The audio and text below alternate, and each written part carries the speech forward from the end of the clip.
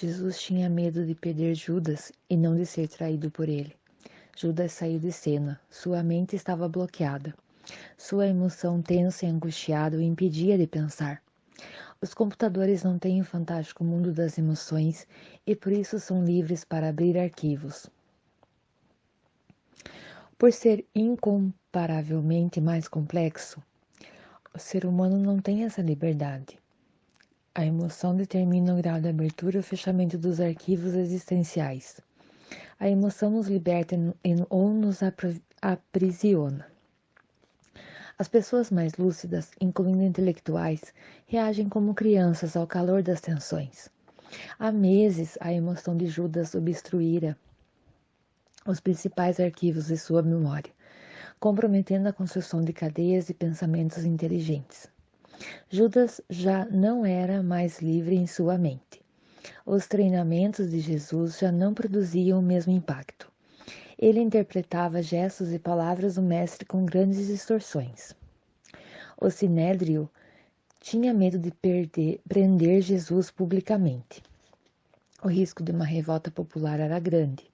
Quando Judas apareceu, uma luz se acendeu. Poderiam prendê-lo à surdina num local isolado. Uma vez preso, seria impossível fazer um julgamento precipitado, rápido, sem que as multidões tivessem consciência do que estava ocorrendo.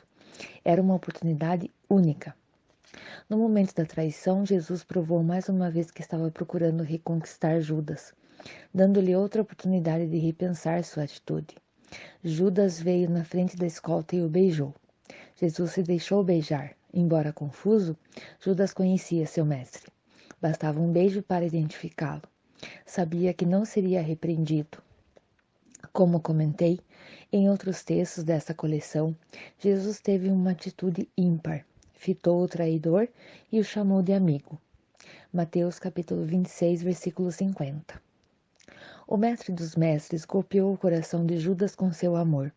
Jamais alguém amou tanto, incluiu tanto, apostou tanto. Deu tantas chances às pessoas que mereciam apenas o desprezo.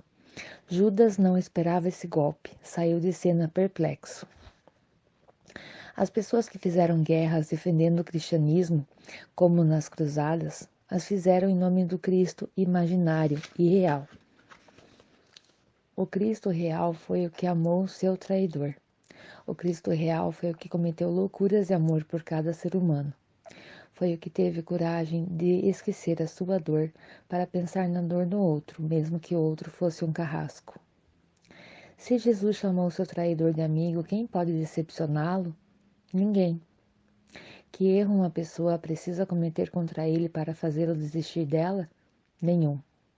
A personalidade do mestre vai de tal maneira contra a nossa lógica que jamais poderia ser uma obra de ficção. Jesus não cabe no imaginário humano. Morrendo por todos os traidores. Subtítulo. Na infância vi pessoas fazendo bonecos de Judas e espancando-os. Aos olhos dessas pessoas, que se diziam cristãs, Judas deveria ser espancado e ferido. Mas aos olhos de Jesus, Judas deveria ser acolhido e amparado. O significado da morte de Jesus é envolto num manto de mistérios e perturba a ciência. Segundo o próprio Jesus, ele estava cumprindo diante de Deus todos os códigos jurídicos e éticos em favor de todos os seres humanos. As dívidas com Deus seriam eliminadas com seu sacrifício. Ele morreu por todos os que falham, erram, negam, traem. Nesses anos todos, exercendo a psiquiatria e pesquisando os segredos da mente humana, descobri que todos nós temos um pouco de Judas em nosso currículo. Quem não é traidor? Você pode não ter traído ninguém, mas dificilmente não traiu a si mesmo. Quantas vezes você disse que seria uma pessoa paciente, mas uma pequena ofensa ou contrariedade bloqueou sua inteligência ou levou à ira? Você traiu a sua intenção. Quantas vezes, depois de um ato de infelicidade, você prometeu que isso não se repetiria, mas acabou ferindo novamente as pessoas que mais amava? Você traiu sua promessa. Quantas vezes você disse que não levaria seus problemas para a cama, mas deixou que ela se tornasse uma praça de guerra? você traiu seu sono? Quantas vezes você prometeu que sorriria mais, seria mais bem-humorado, leve e livre? Nas suas promessas não resistiram ao calor dos problemas? Você traiu sua qualidade de vida. Eu já me traí muitas vezes. É fácil sermos carrascos de nós mesmos. Quantos de nossos sonhos foram abandonados? Traímos nossos sonhos de infância e juventude. Prometemos lutar por nossos ideais, dar um sentido nobre à nossa vida, valorizar as coisas essenciais, mas gastamos uma energia descomunal com coisas banais. Raramente rompemos a rigidez da nossa agenda para fazer aquilo que nos dá prazer, nos relaxa e encanta. Sofremos com problemas que não aconteceram. Nos preocupamos demais com as críticas dos outros. Fazemos um cavalo de batalha por questões tolas. Somos todos traidores. O mestre da vida estava morrendo por todos nós. Quantas vezes julgamos nossos filhos, amigos, colegas de trabalho, sem perceber que aquilo que nos dão é o máximo que conseguem naquele momento? Quantas vezes não conseguimos entender que as pessoas estão pedindo ajuda e compreensão com seus comportamentos grotescos?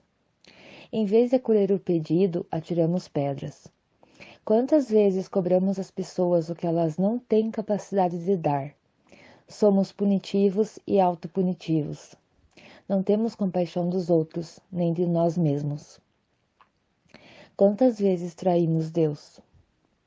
Nós não o vemos, não o tocamos fisicamente. E, por isso, é muito fácil traí-lo. Uns trocam Deus por uma grande soma de dinheiro, outros por uma quantia menor que a de Judas. Uns viram as costas para eles quando atingem o sucesso. Outros o negam quando fracassam, culpando-o pelo que ele nunca fez. Quantas vezes vendemos as sementes de Jesus, suas caríssimas palavras, por um preço menor do que o de uma mercadoria de feira? O amor, a tolerância, o perdão, o acolhimento, o afeto, a compreensão, a capacidade de se doar sem esperar retorno, a capacidade de pensar antes de reagir. São sementes universais, representam o ápice das aspirações humanas. Elas estão no topo das aspirações dos pajés das tribos indígenas, dos líderes das tribos africanas, dos ensinamentos de Confúcio, dos pensamentos de Buda e das melhores ideias dos filósofos. Apesar de Jesus ter sintetizado os desejos fundamentais de todos os povos, de todas as eras, muitas vezes desprezamos sua história, assim como fez Judas. Não analisamos suas palavras com a profundidade que merecem. Todos sabemos que um dia morremos, que a vida é efêmera. Num instante somos meninos, no outro idosos. Mas vivemos como se fôssemos imortais. Adiamos a busca da sabedoria. Não perguntamos: Deus, quem é você? Você é real? Tomamos o melhor antibiótico quando estamos doentes. Procuramos o melhor mecânico para consertar o motor do carro. Verificamos minuciosamente o saldo da conta bancária, mas não nos preocupamos em desenvolver nossa inteligência espiritual, em buscar Deus da maneira inteligente. A maioria de nós estava, de alguma forma, sendo representada por Judas. Jesus morria por todos os que mancharam a própria história com algum tipo de traição. Judas o traía e Jesus o perdoava, mas um grande problema surgiu. Judas seria capaz de se perdoar? O suicídio de Judas. Subtítulo: Jesus queria proteger a emoção de Judas quando o chamou de amigo. Estava preocupadíssimo com o sentimento de culpa. Sabia que o discípulo se torturaria. Nada abala tanto uma pessoa quanto o peso na sua consciência. Nada perturba mais do que se achar indigno de viver. A crítica dos outros talvez seja suportável, mas nossa autopunição pode ser intolerável. O mestre era um homem seguro e de bem com a vida em situações inóspitas. Seu amor por Judas não cabe no imaginário humano. Sabia que Judas não era um psicopata que fere e mata sem se sensibilizar com a dor da vítima, sem qualquer sentimento de culpa. Paulo, o discípulo tardio, tinha uma agressividade e uma violência muito maiores do que as do traidor. Judas errava muito, mas era um homem sensível. O sentimento de culpa pela traição seria o maior teste da sua vida. Se Judas pudesse remover os espinhos e encontrar o perdão e o amor de Jesus, certamente seria um dos principais personagens entre os mais ilustres cristãos do primeiro século. Viu Jesus sendo preso por sua causa sem se debater, mostrando serenidade no momento de enorme agitação. Todos estavam tensos, Judas, a escolta e os discípulos. Só Jesus dominava seus impulsos. Só ele tinha controle da própria emoção. Ao afastar-se, Judas pôs-se a refletir sobre o comportamento de Jesus e começou a se angustiar. Caiu em si e disse que traíra sangue inocente. Tomou consciência de que traíra o mais inocente dos homens. Uma angústia dramática tomou conta do território de sua emoção, bloqueando os principais arquivos de sua memória. Não conseguia pensar direito, não conseguia encontrar as sementes de Jesus nos arquivos bloqueados. O perdão, o amor e a compreensão não eram alcançados. Precisava recordar a parábola do filho pródigo, as palavras do Sermão da Montanha, as palavras no ato da traição, mas os fenômenos que constroem cadeias e pensamentos se ancoraram nas matrizes doentias de sua memória. A culpa o controlou.